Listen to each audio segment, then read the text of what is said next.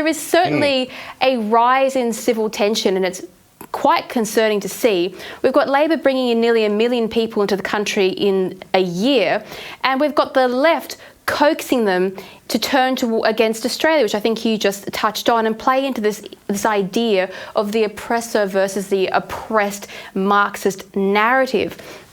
Now, Australians who were born here, whose history is here, I mean, you have to expect that they would be unhappy about not only footing the bill as a taxpayer for what's going on here, but then being told that everything you stand for and all your history is terrible. Is it irresponsible of politicians to be playing this line? Because a lot of people who are elected, they use a bit of this race politics as a way to gain elections and to get more traction in the political sphere.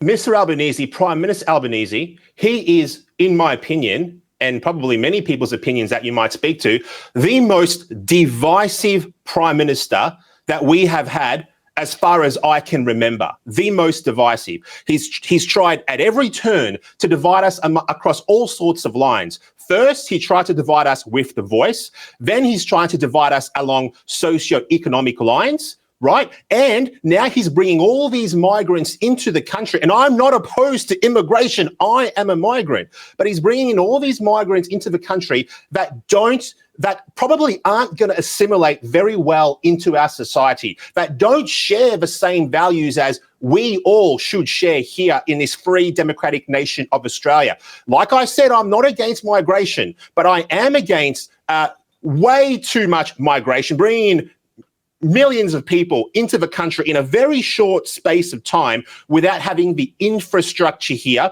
to be able to cope with the extra people, the hospitals, the roads, the school systems, etc. Without having all of that here first, and also without first vetting these people to make sure that we are bringing people into the country that have an alignment with the values that we share. Prime Minister Albanese is a very, very divisive man, like I said before. And I think that the voters should punish Mr. Albanese severely at the next election, but not just on that front, also on and I know I'm going on a tangent, but also on the cost of living front. People are struggling. Kids are going to school hungry. People aren't able to keep up with their mortgage repayments. Have you been to the shops lately? You pay $100, your trolley's got a few items in there. Have you been to the pump when you fill up the petrol? It's costing you $150 to fill up your tank. This is unsustainable. This Prime Minister's got to go.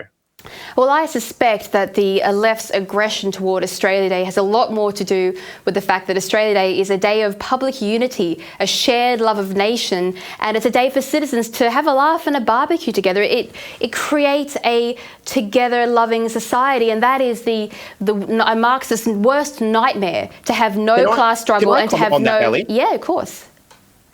You raise a great point there about Marxism and all these sorts of things.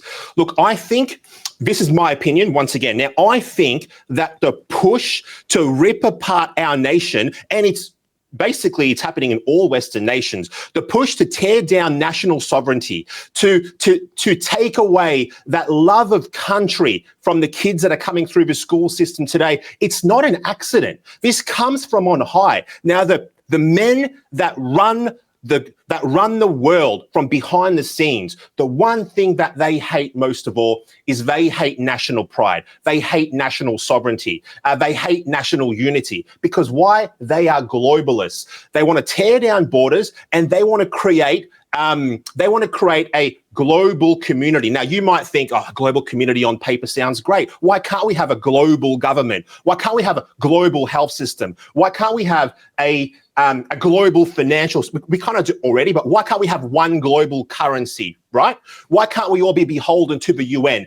Because, listen to this, it's hard enough for you to affect change here. Ladies and gents watching this at home, hard enough for you to affect change here. Your local member is probably just down the road, 5 minutes from your house, 10 minutes from your house for most of you anyway.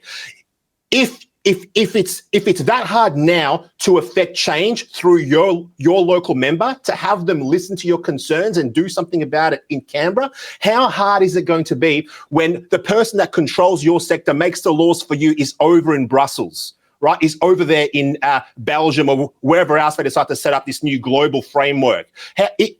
And the answer is this: it will be impossible for you to effect any change. And that's what they want. They want to rule from on high and have everyone else at the bottom as plebs. That is what the globalists want. I will not stand for it. I've had a gutful of all of them. I'm off to Canberra next week to fight for every single one of you that's watching this broadcast right now. I hope you support me.